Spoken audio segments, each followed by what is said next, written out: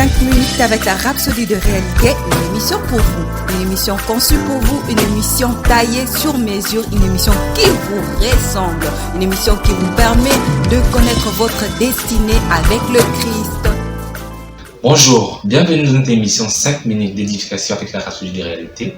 Aujourd'hui, jeudi 31 octobre 2019, Pasteur nous enseigne sur le thème « Nous ne pouvons les laisser tranquilles ». Notre verset d'ouverture est tiré dans le livre de 2 Corinthiens 4, versets 3 à 4. Il nous dit « Si notre évangile est encore voilé, il est voilé pour ceux qui périssent, pour les incrédules, dont le Dieu de ce siècle a aveuglé l'intelligence, afin qu'ils ne vissent pas briller la splendeur de l'évangile de la gloire de Christ, qui est l'image de Dieu. » En commentaire, il nous dit « Parfois, lorsque nous prenons à certaines personnes qui sont dans certaines conditions, nous nous attendons à ce qu'elles désirent un changement. Ce n'est pas toujours le cas. Certains vous diront « S'il vous plaît, laissez-moi tranquille. Je n'ai pas besoin de l'évangile, je vais bien. » Mais nous savons qu'ils ne vont pas bien. Donc nous ne pouvons pas les laisser tranquilles.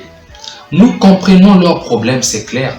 Dans notre texte d'ouverture, il nous dit « Le Dieu de ce siècle a aveuglé l'intelligence de ceux qui ne croient pas. » Ils peuvent tout faire pour nous empêcher de leur transmettre le message. Mais nous n'allons pas céder.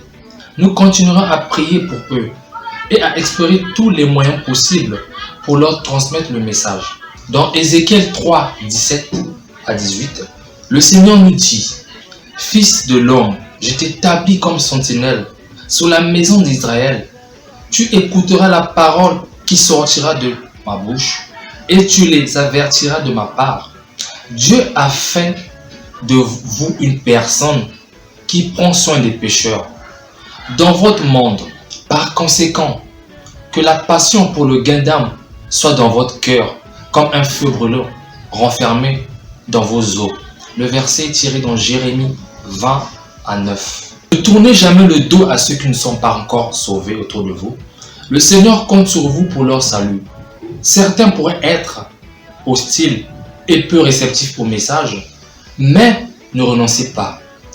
Pour beaucoup d'entre eux, tout ce qu'il faut, c'est un peu plus de pression, un peu plus de prédication et de temps d'intercession de votre part. Certes, un jour, tout comme nous, ils seront eux aussi transférés des ténèbres à la lumière et dans la glorieuse liberté des fils de Dieu. Alléluia. La rhapsodie d'aujourd'hui était très édifiante. Pasteur nous enseignait sur le thème « Nous ne pouvons les laisser tranquilles ». Nous devons savoir qu'il y a beaucoup de gens qui ont besoin de l'évangile. Il y a beaucoup de gens qui prétendent qu'ils vont bien, mais au fond, qui ne vont pas bien. Le diable les embrouille. Le diable embrouille leur esprit. Le Dieu de ce monde persécute leur esprit.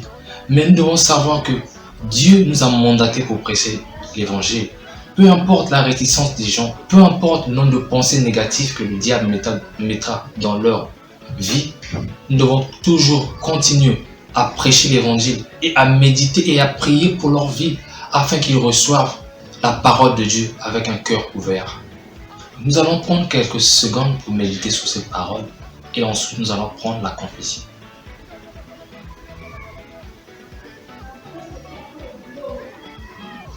Vous allez répéter après moi.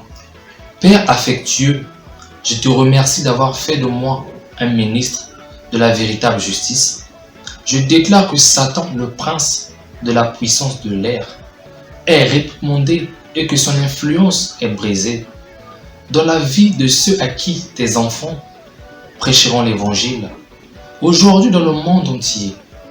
Merci pour les témoignages de salut qui en résultent dans le monde entier au nom de Jésus. Amen. Les études approfondies ont été tirées dans le livre de 2 Thessaloniciens 3, versets 1 à 2, 2 Pierre, versets 3 à 9 et 1 Timothée 2, versets 1 à 4. Je vous remercie de votre attention et à très bientôt. Nous croyons que vous avez été bénis par ce message. Nous vous invitons à faire de Jésus-Christ le Seigneur de votre vie en disant cette prière.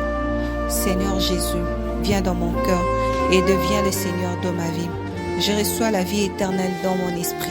Et selon Romains 10, 9, si tu confesses de ta bouche le Seigneur Jésus, et si tu crois dans ton cœur que Dieu l'a ressuscité de mort, tu seras sauvé. Je déclare que je suis sauvé, je suis né de nouveau, je suis un enfant de Dieu. Maintenant, j'écris ce qui demeure en moi. Félicitations, vous êtes maintenant un enfant de Dieu.